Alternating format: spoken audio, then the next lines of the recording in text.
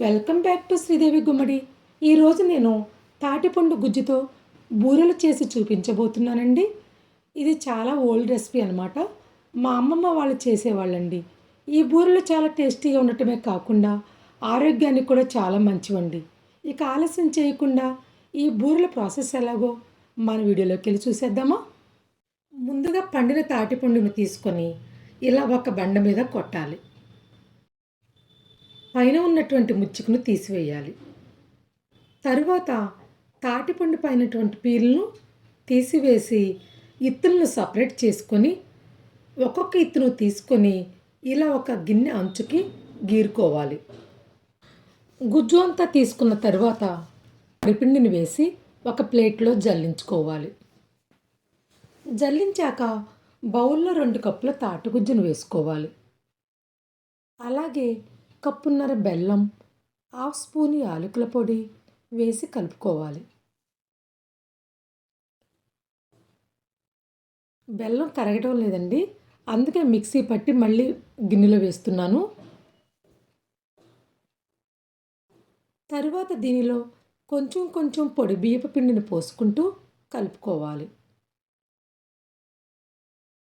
అలాగే అరకప్పు పచ్చి కొబ్బరిని వేసి మంచిగా కలుపుకోవాలి. కొబ్బరి వేస్తే టేస్ట్ చాలా బాగుంటుందండి. గారెల పిండిలో అయ్యేంత వరకు ఎంత పిండి పడితే అంత పోసుకుంటూ కలుపుకోవాలి. పిండి కన్సిస్టెన్సీ ఇలా ఉండాలండి.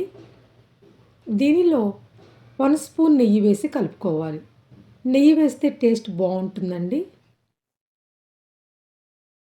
కలుపుకున్న తర్వాత బాణలిలో సరిపడా ఆయిల్ పోసి కాగనివ్వాలి.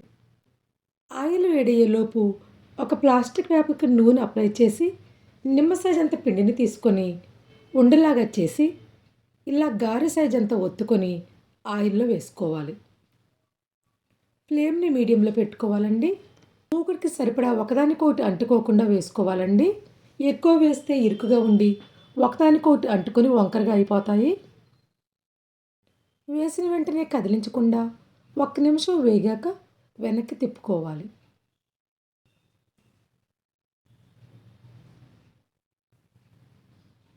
ఇలా గోల్డ్ కలర్ వచ్చిన తర్వాత ఆయిల్ నుండి తీసివేయాలి. మిగిలిన పిండితో కూడా ఇలాగే బూరెలు వేసుకోవాలి. ఇంతేనండి, చాలా ఈజీగా ఈ తాటి బూరెలు చేసుకోవచ్చండి.